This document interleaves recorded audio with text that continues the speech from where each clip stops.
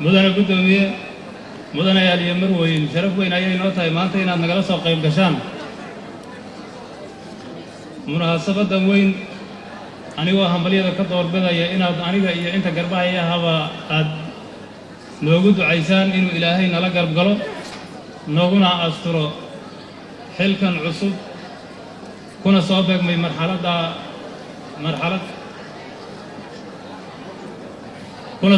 كنا صابق من مرحلة أنا أذك دلك ودجال لنعيب بدل كل جرو عدو دل كان دتكي سئية الدين تي سبا كسر دولي خوارج مدن قدوم من مدن رئيس وزراء كحجين سيداد وقتهين وحال مدة كسر شقي عيدا كبوليس كصوماليات تاسو aan ka kororsaday xirfad iyo waaya aragnimo ballaaran waxaan ogsoonahay ciidanka booliiska Soomaaliyeed duruufaha adag ee ku shaqeeyaan waxaana sidoo kale ogsoonahay baahiyaha ay qabaan ciidanku waxaana ka shaqeyn doonaa insha Allah horumarinta iyo awoodda ciidanka booliiska uu leeyahay horumarinta shuruucda iyo xirfadaha gaarka ciidanka booliiska uu leeyahay tayeynta tababarada iyo qalabaynta ciidanka kor u qaadista anshaxa iyo habdhaqanka ciidanka booliiska uu leeyahay waxaad ogtiin ciidanka booliiska waa ciidamada qalabka sida ciidanka ugu facaweyn ma ahan ciidanka booliiska ciidan wax dila ciidanka dadka shacabka dila maaha waa ciidan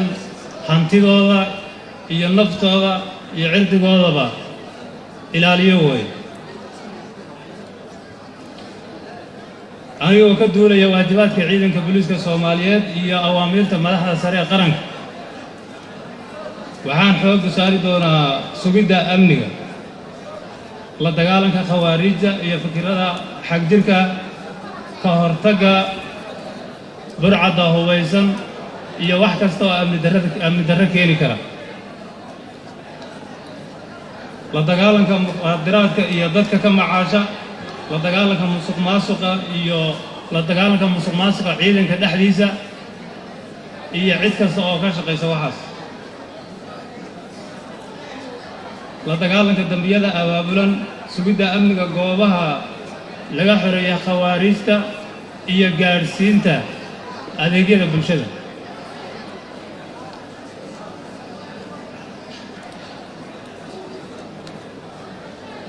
waxaan xoog saari doonaa ilaalinta xuquuqda xubin kasta ciidanka booliiska Soomaaliyeed ka tirsan sida mushaharka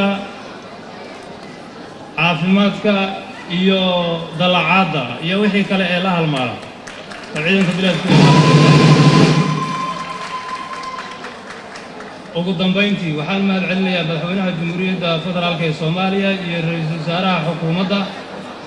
oo ii gartay inaan noqdo taliyaha ciidanka booliiska Soomaaliyeed iyo golaha wasiirada oo igu ansixiyay cod aqlabiyad leh aad baan ugu mahad celinayaa aad baa u mahadsantihiin waxaa kaloo u mahad celinayaa dhammaan ka soo qaybgalayaasha iyo taliyaha aan xilka kala wareegayo Generaal Maxamed oo maalintii la soo magacaabay ilaa iyo saaka oo aan idin hortaaganahay saacad kasta iyo waqti kasta asaga iyo saraakiisha ciidanka booliiska iyo taliya ku-xigeenadiisuba ay si wanaagsan ay soo dhaweeyeen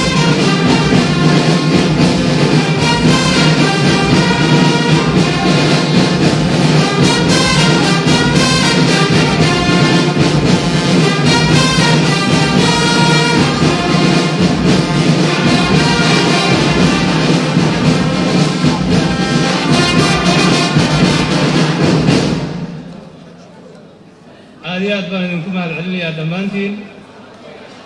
waxaan is leeyahay xawaaliya ninkeed loo kala teg maanta waxaan maleynayaa wixii ka dambeeya aad baa u mahadsantihiin